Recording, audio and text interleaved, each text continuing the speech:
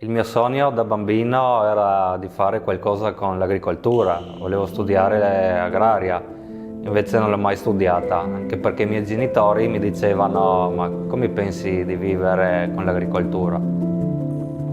Sono nato nel 1984, qua nel Carso dove domina la pietra, c'è solo pietra. I miei genitori erano di Repen e pure i miei nonni. Siamo in questa casa da anni, penso generazioni.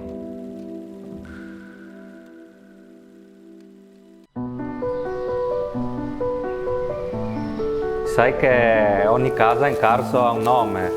Il nostro è Celdineve, che in sloveno deriva dalla parola cielo, dalla fronte in italiano, quindi dalla fronte larga. E tutti sanno in paese che siamo i testardi.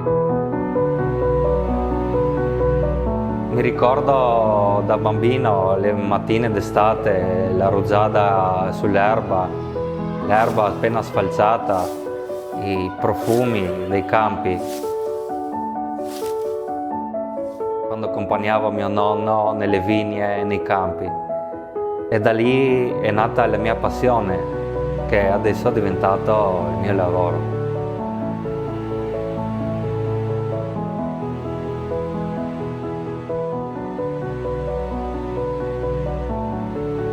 Mio nonno era primogenito di 9 sorelle, ha fatto una vita dura, di sofferenze, di duro lavoro, fino a 101 anni e è morto poco tempo fa.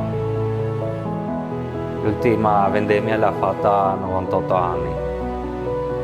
Proprio quel vigneto del 47 che lui creò, adesso lo gestisco io, il quale ho fatto uno dei miei primi terrani, in una botte vecchia che lui stesso comprò dalla vecchia osteria del paese più di 50 anni fa e con la quale ho vinto anche il primo premio come miglior terrano della zona.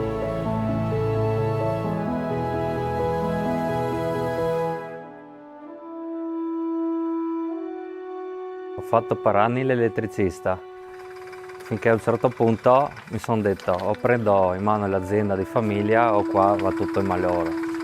E ho iniziato a fare quello che mi piace di più, grazie anche a mia moglie che è stata quella che mi ha spronato in questa avventura bellissima. Da 2 anni gestisco tutto io, come factotum, mi aiutano dei amici solo per la vendemmia. Cerco di fare vini artigianali diversi da quelli industriali.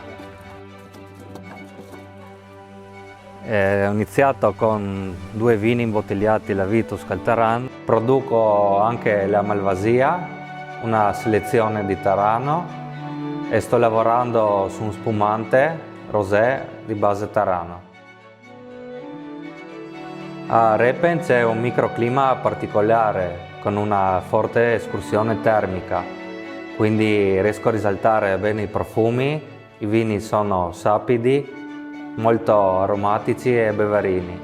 Cerco di fare vini artigianali e voglio ottenere la certificazione biologica. Non faccio solo vino, ma anche salumi. I miei maiali vivono allo stato semibrado.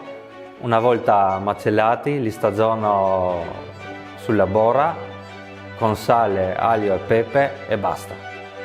I miei clienti mi chiedono come mai il vino e i salumi costano più del supermercato. Poi vengono qua, in cantina, vedono e capiscono.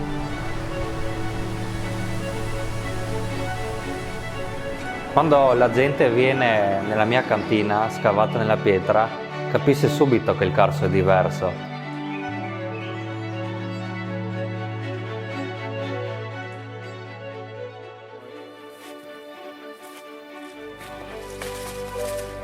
Il Carso o piace o non piace. Vedi distese di vigneti? No. Cosa vedi? Pietra, solo pietra. Se non provi, se non vivi queste cose, non le puoi capire.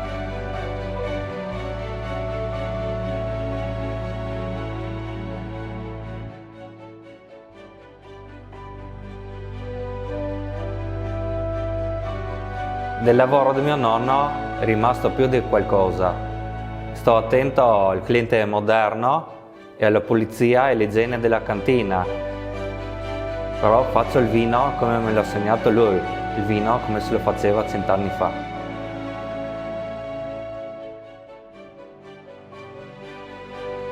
Sai qual è la mia più grande soddisfazione? Quando portavo un bicchiere di vino a mio nonno, lui lo assaggiava e dall'espressione del suo viso capivo.